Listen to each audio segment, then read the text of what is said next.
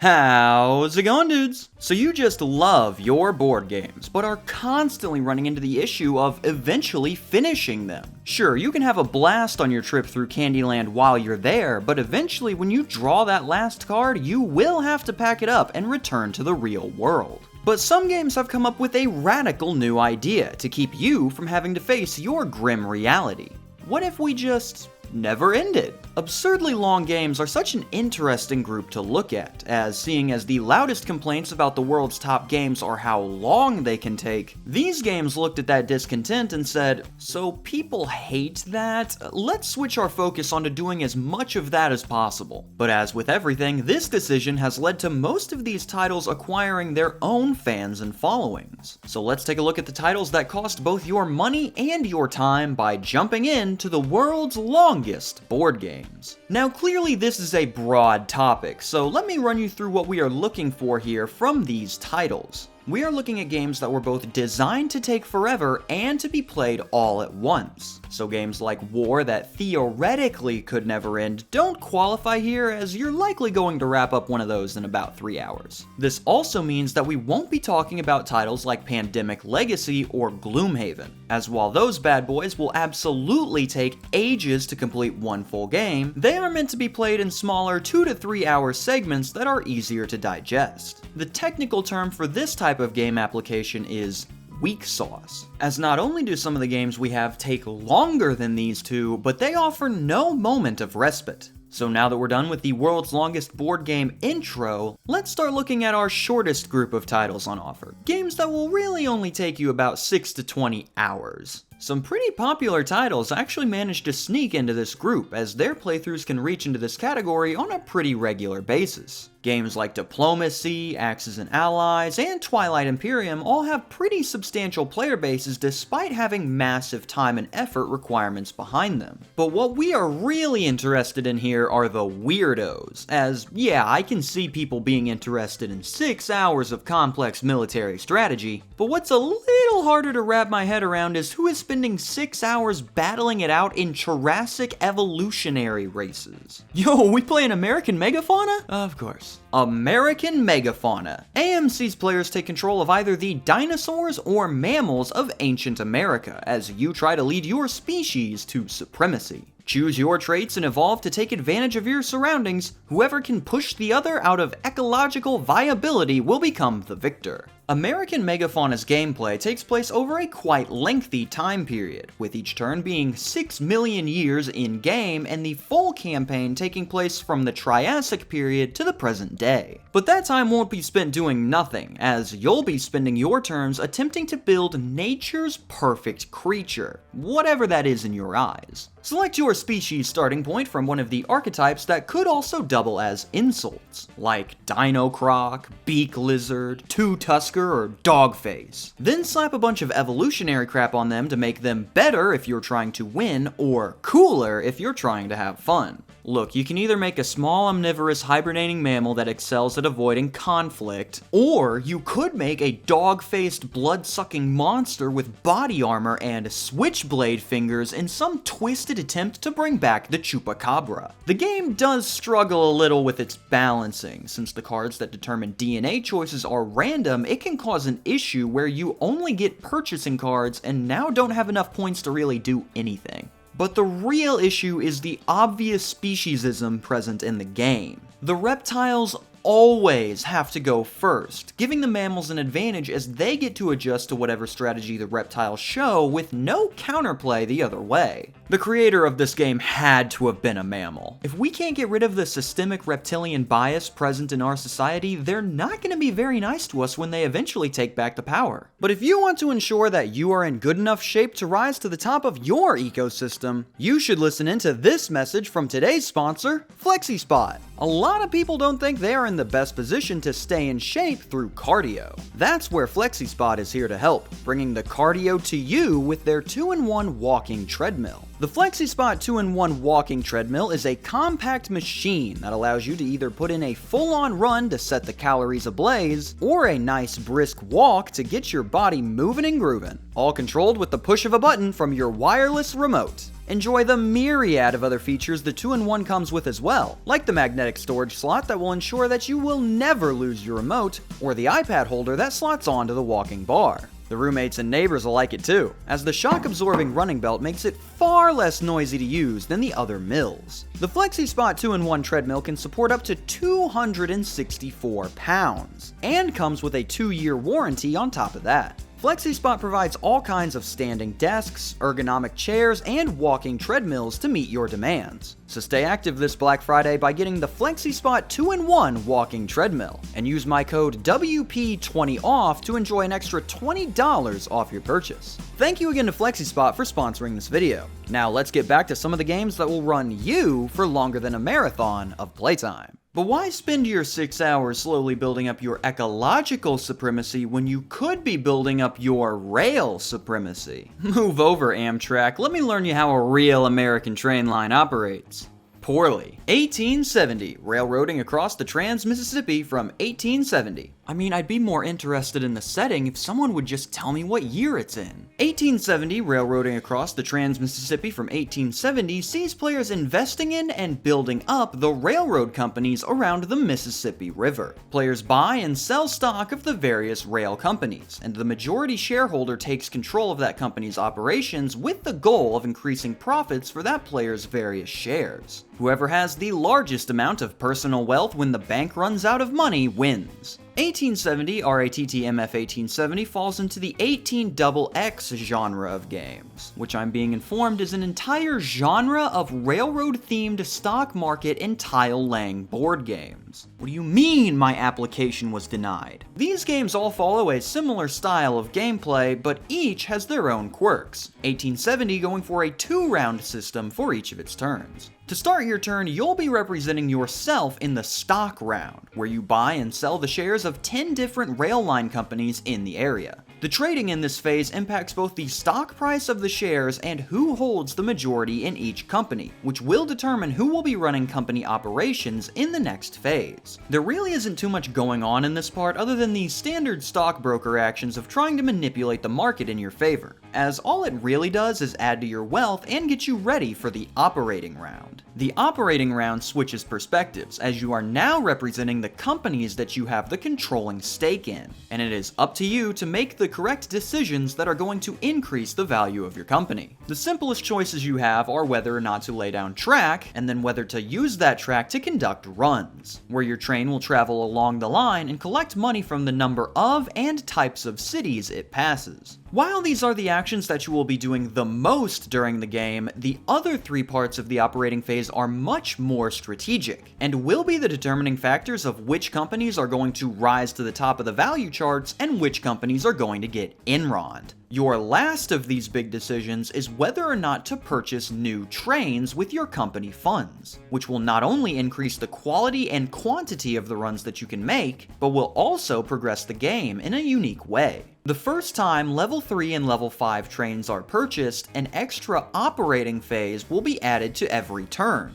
which will increase the amount of money that is flowing through the game and speed up the pace at which these companies progress. Based off of player testimony, the game is very difficult to learn. With all of these interconnecting parts, it is going to be very tricky to get the hang of on your first dozen or so turns. But since the game takes so long, you will likely have that aha moment where everything clicks probably before you even reach phase 2. So it'll be smooth sailing for the remaining 4 hours of hot rail line stock trading action. But enough paltry 6-hour games. That's amateur hour around these parts. Instead, we're going from high-power trains to high-power cars as we take our sports cars to the lovely streets of France,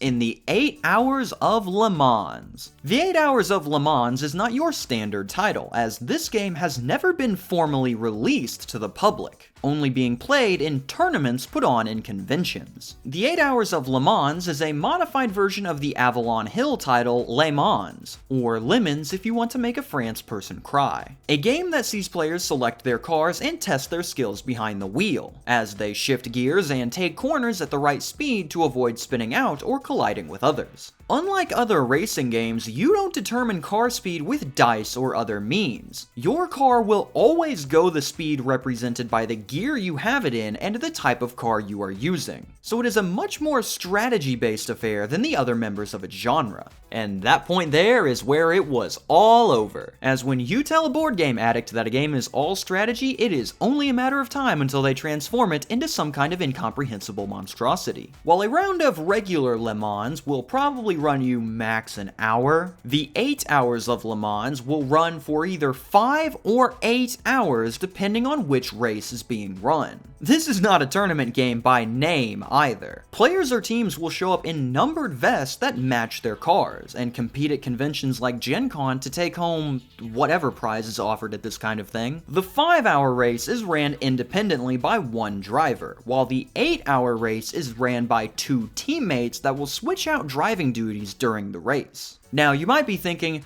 it's a board game. Under what circumstance would you need to switch out drivers for? And while yes, this does sound like a prime example of someone being afflicted with wussitis, there is actually a good reason for this, as just like racing an actual car, the driver is not allowed to do anything but drive. Whoever is currently in the driver's seat is not allowed to eat, drink, use the bathroom, answer that 9th call from their now certainly furious wife, as any of these will result in disqualification. So swapping between drivers is a necessity as the game posts the first continuous 8-hour playtime. But why stop there when we are so close to achieving the real thing? As racing fans are well aware of the full title of the real-world race, the 24 Hours of Le Mans. And yes, they've transferred that over too. 24 consecutive hours of board gaming split between your team of 2 to 3 drivers, competing to see who can cover the most distance in your car before it or one of your racers breaks down. This is way different than our other titles, as in all of those you can at least call for a break and then reconvene later. But if you do that here, you just straight up lose. The 8 Hours of Le Mans is a genuine board gaming challenge, especially due to the fact that you only have certain opportunities to play it during the year. So months of planning and training could all completely unravel because Joey drank a double gulp slushie beforehand and had to jump out of the car halfway through his shift to drain the faucet.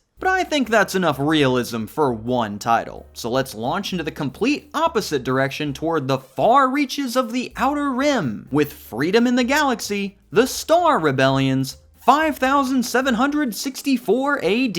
Don't get mad at me for reading out the full thing, they're the ones using 2 separate subtitles. Freedom in the Galaxy, The Star Rebellions, 5764 AD, has players take control of the Heroic Rebellion or the Evil Galactic Empire, as they both use their varied cast of characters to accomplish their missions to forward their cause. Wow, this sounds really cool. It's like some type of star-based war, if you will. Yeah, this is literally just a Star Wars wargame in everything but name. Heck, they even borrowed the notable cast from the film. Look, there's Luke Skywalker, Princess Leia, Ollie Gator? It really is ageless. The game has multiple solar systems for you to play in, and different sizes of games for you to choose from. A system game will limit you to just one of these solar systems, and will only take you about an hour. A province game will encompass multiple systems, and will run you anywhere from 3 to 5 hours. But for our task, we want the galactic game, which forces you to campaign across all 30 solar systems to the tune of approximately 20 hours of spacefaring action.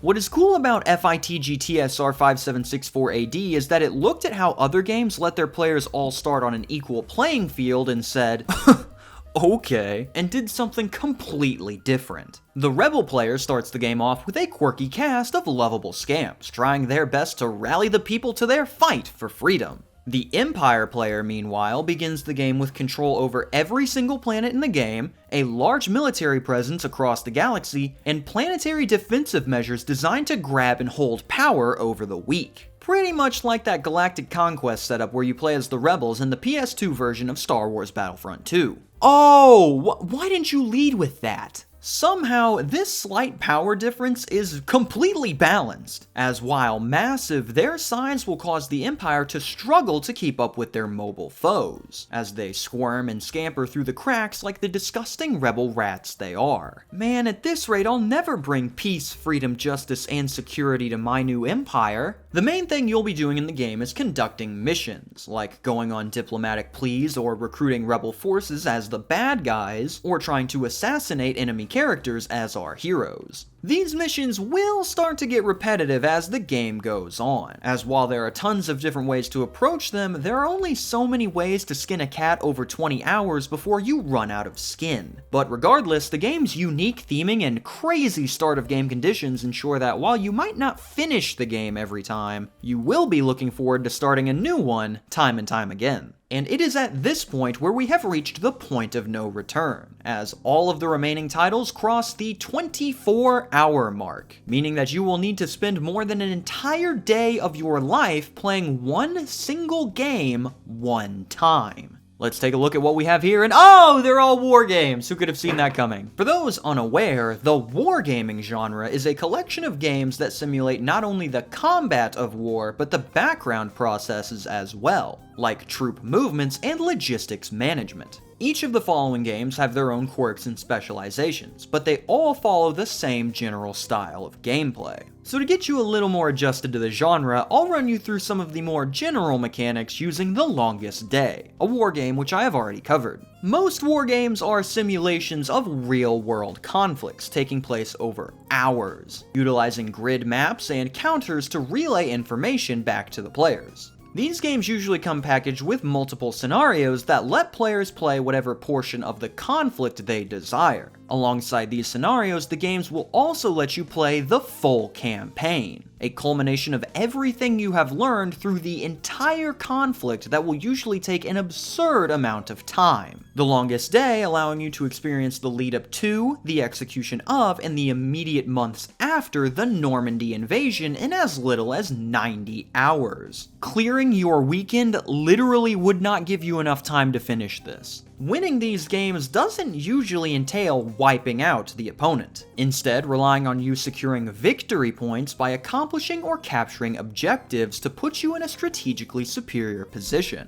So on top of all the time you've sunk into this, you don't even get to see your friends die afterwards. Why bother? Finally, these games usually pride themselves on historical accuracy, utilizing weaponry, transportation, and strategies present during those time periods to allow for maximum immersion. That should give you the baseline information you'll need to understand all of the remaining titles. This way, I don't need to rehash the general mechanics and can instead focus on the unique nonsense of each one, like how The Longest Day allows you to play through famous alternative history scenarios like the Germans not being deceived by fortitude. Since we've already covered that, we'll leave the Hitler conferences in the past and move on to the future, all the way forward to the far-off distant year of 264 BC. That's right, war elephants, baby. The future is now. Carthage, the First Punic War, The Ancient World, Volume 2 sees players take the reins of an ancient conflict. Can you guess which one?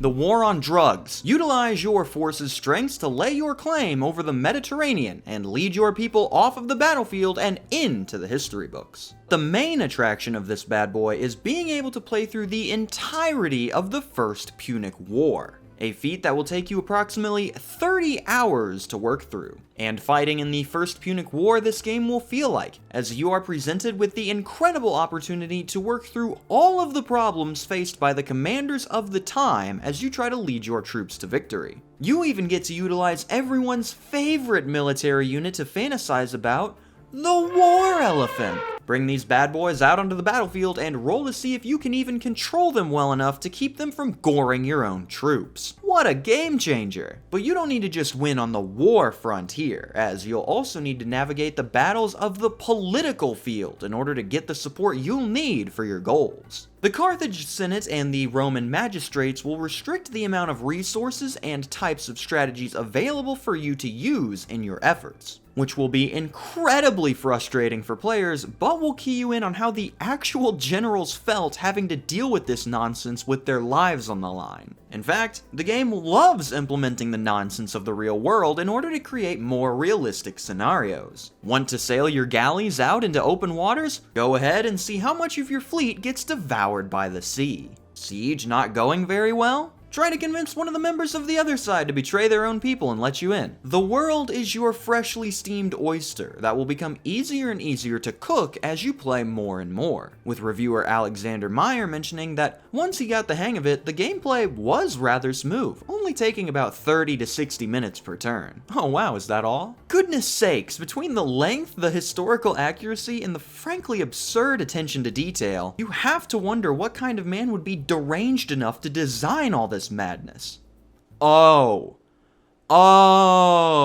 Keep that name in mind. We'll be seeing Rich again soon enough. But I mean, yeah, screwing around the Mediterranean is fun and all, but if we really want to get serious here, we need to aim higher. So let's take control of the whole of Europe in the 1993 classic Europa Universalis. Question: did we turn in the first draft of the box design, or was this submitted right at 11:59? What in the world am I looking at here? We've got a random collection of historical events in the background, portraits of historical figures that don't follow a consistent design, a blue border that clashes with the entire image, and this disgustingly colored title. This might honestly be the ugliest box art I have ever seen, which is terrifying, as that shows that the creators thought that their game was good enough to put this on the front cover and know it would still sell.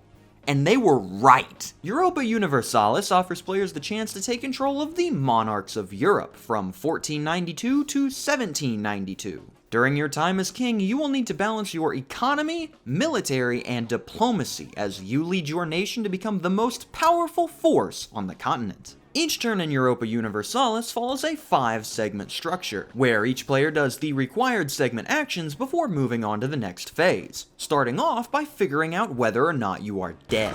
The Monarch's Survival and Events phase starts your turn by rolling to determine whether or not you have died since the last turn. And if you did, great, roll again to figure out the stats of your heir. The Diplomacy phase allows time for players to meet in secret, and make deals or declare war. And the game even allows you to go after non-players as well, as you can also conduct diplomacy with minors. Minor countries! The last phase allows you to make peace, if you're a wuss, and also the pirates attack. Yes, the pirates have been here the whole time, don't worry about it. And then the process repeats until you end up finishing the game approximately 60 hours later. If you don't feel like giving up 2 days and change to this title though, then you could also play one of the scenarios. Another place where EU sets itself apart, as while most games will come with 3 to 7 scenarios to play through, this bad boy comes packaged with 43. We've got scenarios for specific battles, we've got scenarios if you want to play a few decades at a time, heck, we got 5 of them if you just want to play by yourself. All of this forms a fantastic wargame that will keep you occupied with its deep gameplay and extensive campaigns, which I'm positive you will get a kick out of if you can just figure out the tricky puzzle of how the darn thing works. See, the game's rules were originally penned in French. France! And the translation team did a particularly terrible job on the original rules, apparently going for the word-for-word translation instead of one focused on relaying the information properly. Yes, you too can attempt to work through the percentage-based economic stability modifier with the only thing guiding you being a French paper that was thrice run through Google Translate. Good luck, buddy. There are cleaned up versions of the rules available, but these are dotted across the web. So hey, if you can figure out the rules, you're in for a blast. And if you can't, you get to design your own game. It's a win-win. What's definitely not a win though is how much time we've been spending in Europe. So let's head back to the good old US of A and participate in one of America's favorite pastimes, shooting each other. Terrible Swift Sword, Battle of Gettysburg game. Oh, look who's back. Terrible Swift Sword, Battle of Gettysburg game sees Richard Berg stretch a 3-day conflict into 70 hours of gameplay because he's downright insane. Real time, this game could actually last longer than the real world battle it is based on. Unreal. Take control of either Union or Confederate soldiers and work to gain the necessary victory points to secure Gettysburg for your side, standard wargame fare. Except this one really prides itself on its historical accuracy, as every single real-world unit present at the Battle of Gettysburg is represented here, including their size, division information, and specific health values for each division that you mark off as their casualties increase. There's also ranged combat with accuracy that takes into account division size, as bigger targets lead to more hits, melee combat that operates on a completely different system, and unit strength tied directly to the morale of your soldiers. Now, this game was a pretty innovative title for the time, even winning the 1976 Charles S. Roberts Best Tactical Game Award. But one of its innovations caused quite an issue with the combat, especially with how the game was supposed to be as accurate as possible: the previously mentioned morale system.